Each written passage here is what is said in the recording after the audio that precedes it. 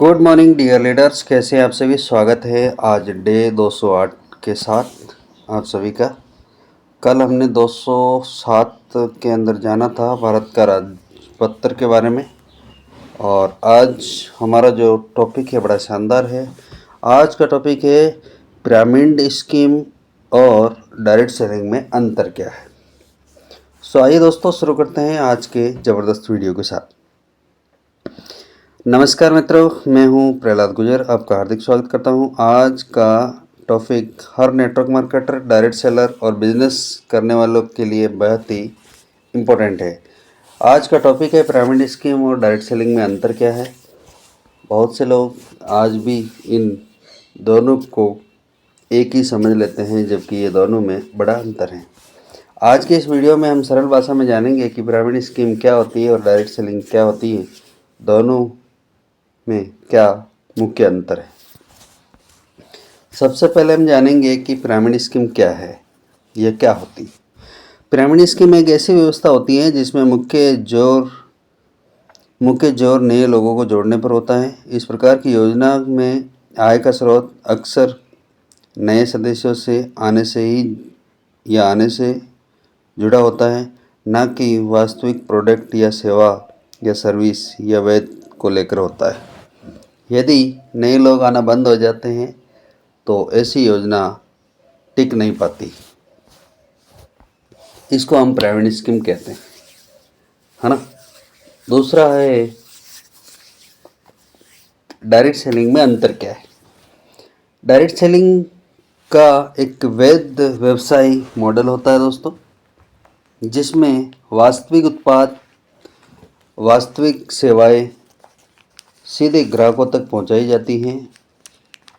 इसमें ग्राहक को उत्पाद की जानकारी, उपयोग और सेवा पर ध्यान दिया जाता है। यदि कोई व्यक्ति बिजनेस करना चाहे तो वह कंपनी की नीति के अनुसार स्वतंत्र विक्रेता के रूप में कार्य कर सकता है।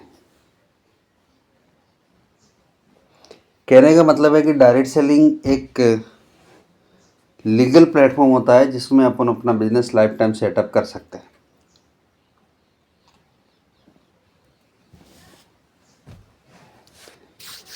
आगे बात करते हैं दोनों में अंतर क्या है, दोनों में मुख्य अंतर क्या है। सबसे पहले उद्देश्य।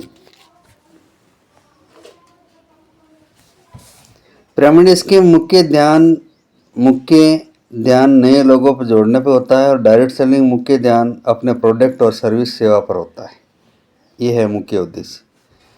अब इसका आय का आधार की अगर बात करें तो पिरामिड स्कीम आय नए सदस्यों के आने पर निर्भर होती है, और डायरेक्ट सेलिंग में आय कंपनी की नीति के अनुसार प्रोडक्ट और सर्विस की लेन देन से जुड़ी होती है। इसकी जितनी ज़्यादा सेलिंग होगी उतनी ज़्यादा इनकम होगी।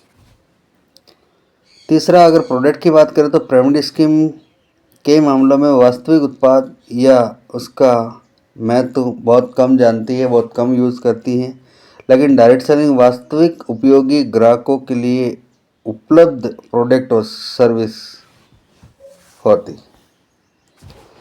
अगर स्थिरता की बात करें तो पिरामिड स्कीम नए सदस्य रुकने पर मॉडल टूट जाता है, स्कीम रुक जाती है, बंद हो जाती है, भाग जाती है।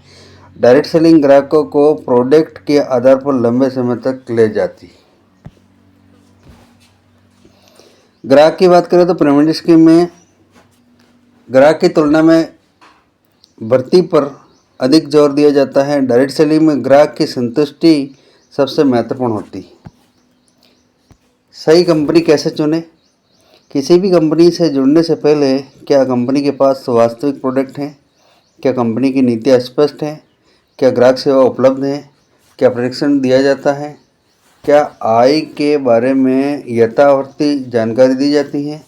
इन प्रश्नों के उत्तर अवश्य जानें, उसके बाद अपना डिसीजन लें। एक जिम्मेदार डायरेक्ट सेलर की पहचान क्या होती है। एक अच्छा डायरेक्ट सेलर सही जानकारी देता है, किसी पर दबाव नहीं डालता है, उत्पाद यानी प्रोडक्ट की सही जानकारी साझा करता है, ईमानदारी और पारदर्शिता से काम करता है, सीखता रहता है और दूसरों को भी सिखाने के लिए प्रेरित करता है। सो दोस्तों, आज आपने जाना कि पिरामिड स्कीम डायरेक्ट सेलिंग एक जैसी क्यों नहीं होती। किसी भी बिजनेस में जुड़ने से पहले सही जानकारी लेना, नियम समझना, सोच समझ कर निर्णय लेना बहुत आवश्यक है। ज्ञान आपको भ्रम से बचाता है और सही निर्णय आपको सफलता की ओर ले जाता है। यदि आपको ये वीडियो पसंद आया तो वीडियो को लाइक करें, कमेंट करें और अपनी राय ज़रूर दें और शेयर करें। ऐसे ही direct selling, network marketing, sales, business, leadership से जुड़े ज्ञानवर्धक वीडियो देखने के लिए चैनल को सब्सक्राइब करना बिल्कुल न भूलें। मैं हूं आपका अपना प्रहलाद गुजर। फिर मिलेंगे डे 209 के साथ एक नए टॉपिक के साथ। धन्यवाद। जय हिंद।